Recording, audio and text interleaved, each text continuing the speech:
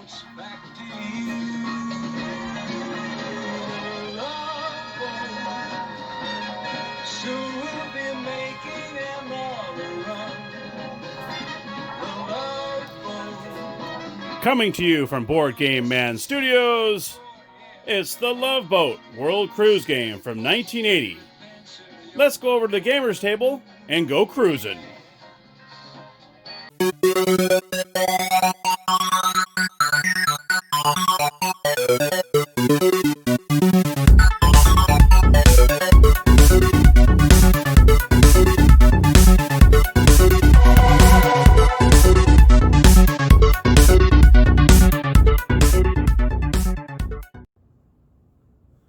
Okay, everybody, here we are at the gamers table. Here's the board for the Love Boat. And as you can see here, we start in Los Angeles, and you're going to work your way all the way around and so on until you come back around to San Francisco is where the finish line is. So let me go over some of the components of the game. You'll have 6 player tokens. It is a 2 to 6 player game, so you have your regular typical tokens. You also have 6 star passenger cards. Now these are the players that you're going to be playing, so you get to choose which one of these you want to be. I'll go over those in a minute. You also have a stack of cruise cards, and you also have a stack of port cards. And it also comes with 1 die. Now you'll see on the board, you'll see some pink, some red dots, some orange dots, and some stars. The stars are the ports. So when you land on the ports, you're obviously going to do a port card. If you land on the red square, or the circle, that would be a cruise spot.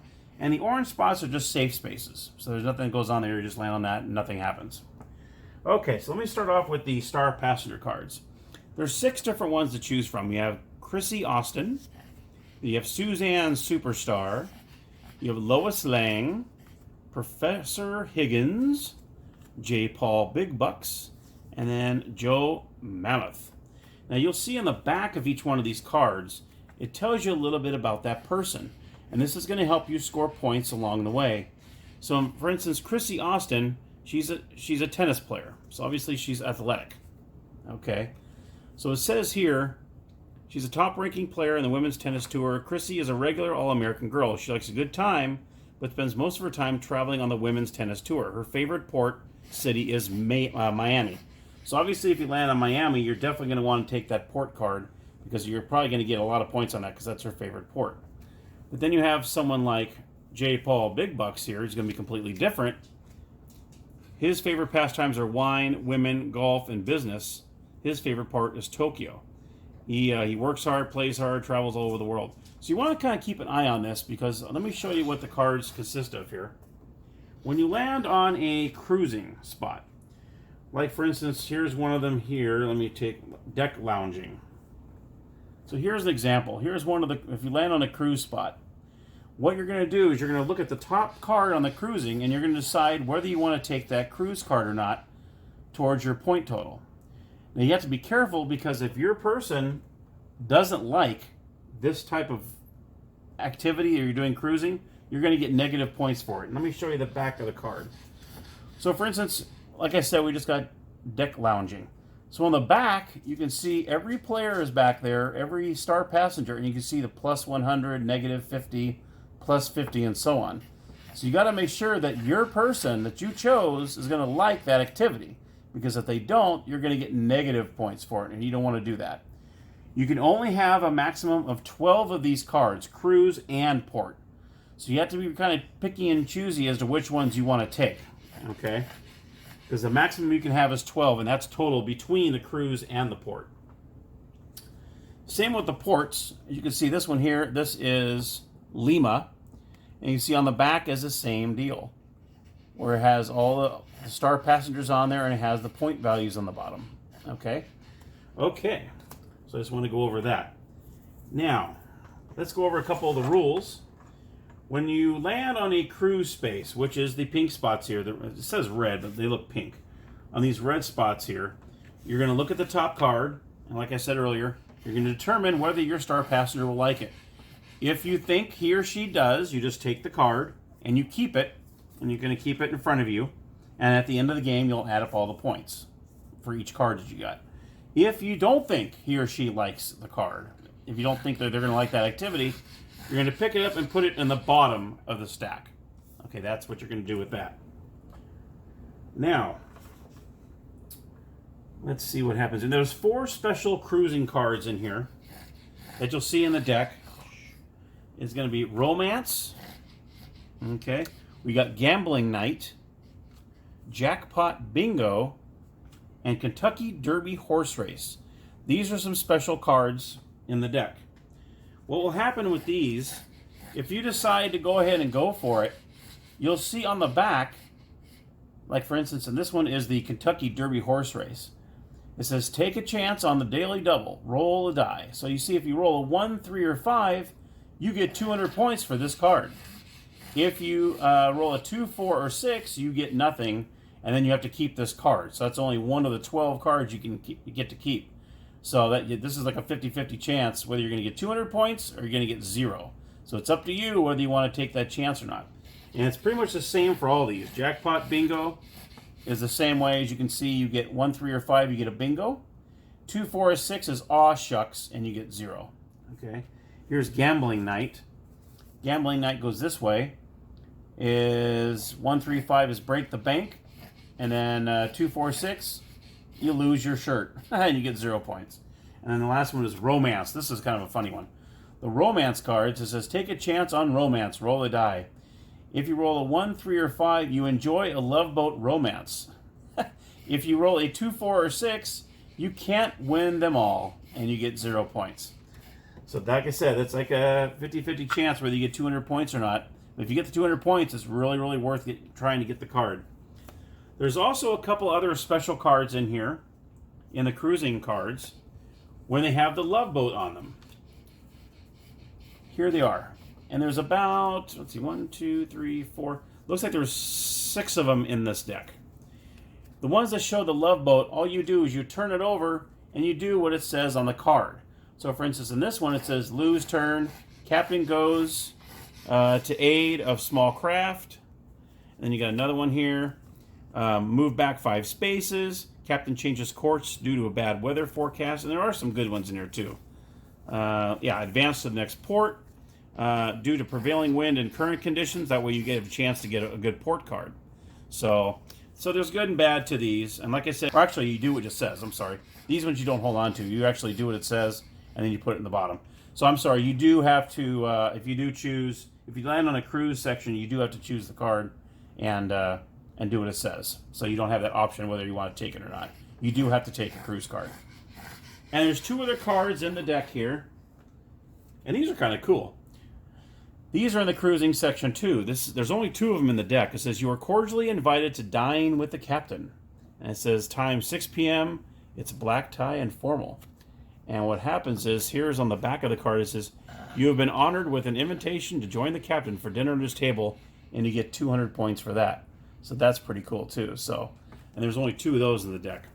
And you'll know whether it's there or not because all these are face up. So you'll see when this comes up, you definitely want to get that next cruise card because you know it's automatically going to be 200 points because they're both the same thing. Okay? So keep that in mind. Also, if you get 3 ports, you'll see numbers on here. You see a bunch of 1s here, and then moves over here, a bunch of 2s, a bunch of 3s over here. If you get 3 ports that have the same region number, so for instance here you got Hong Kong, Shanghai, and Tokyo. If you were to get 3 of these in the same zone, which in this case would be 3, you double the points that are on the cards. So for instance, you have port here, okay. You'll see, say you're J. Paul Big Bucks, okay, right in the middle there. He gets 50 points for that port. You would get 100 points for that port.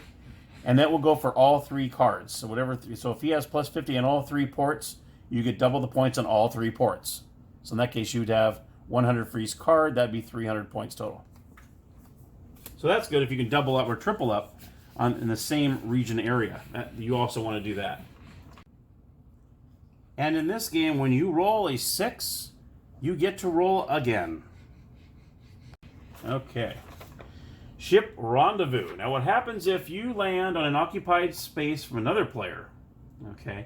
If you land on an orange spot, Okay, these are just the free spots. Nothing happens. So you can have 2 players on the same spot in the orange, and nothing will happen.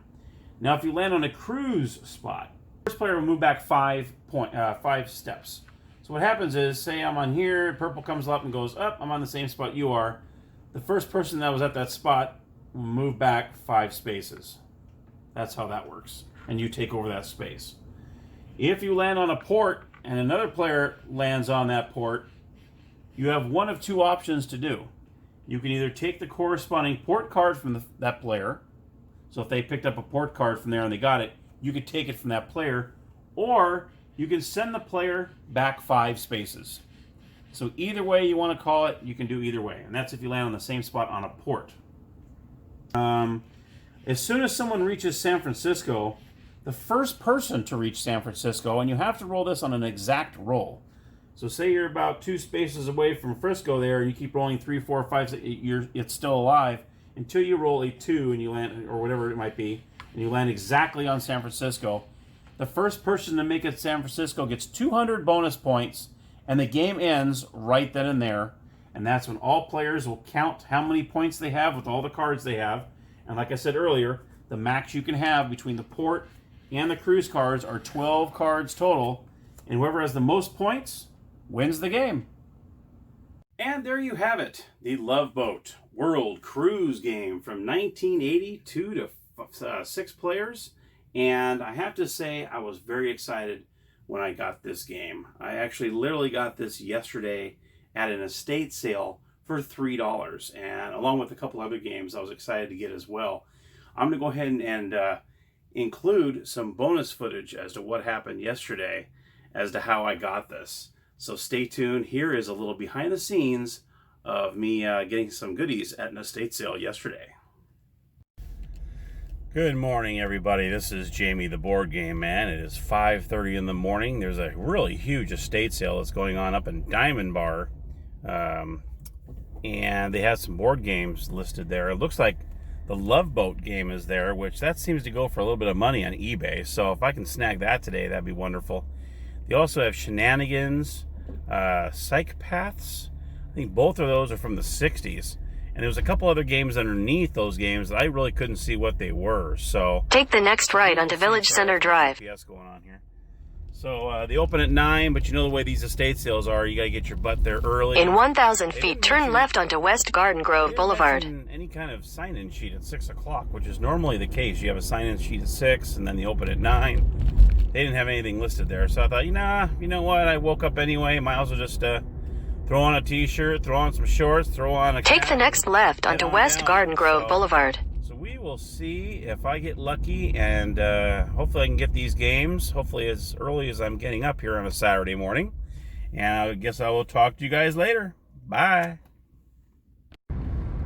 Okay, well, it is 6 o'clock. I just arrived at the house.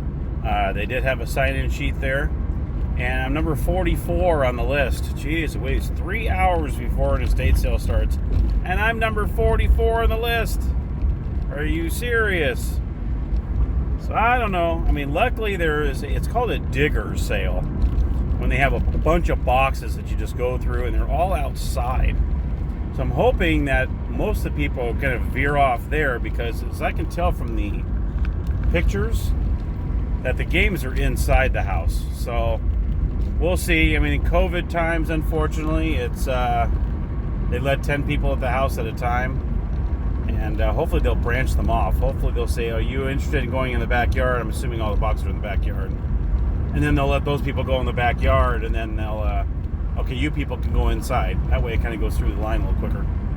So hopefully that'll be the case. Hopefully. Anyway, so I guess I'll get back to you a little later, and I'm going to go back home since there's another 3 hours before I have to get back here, and it's only a 30-minute drive here. So head back home, maybe make some breakfast, and then about 8 o'clock or so head back down here.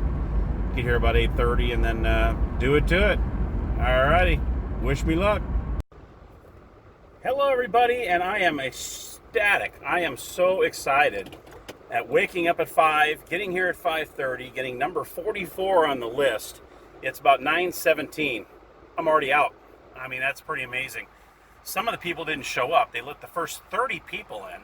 because most of the items are in the backyard. I didn't even go in the backyard because board games don't go in the backyard. They are in a back bedroom. I went straight to the back bedroom. Everything was still there.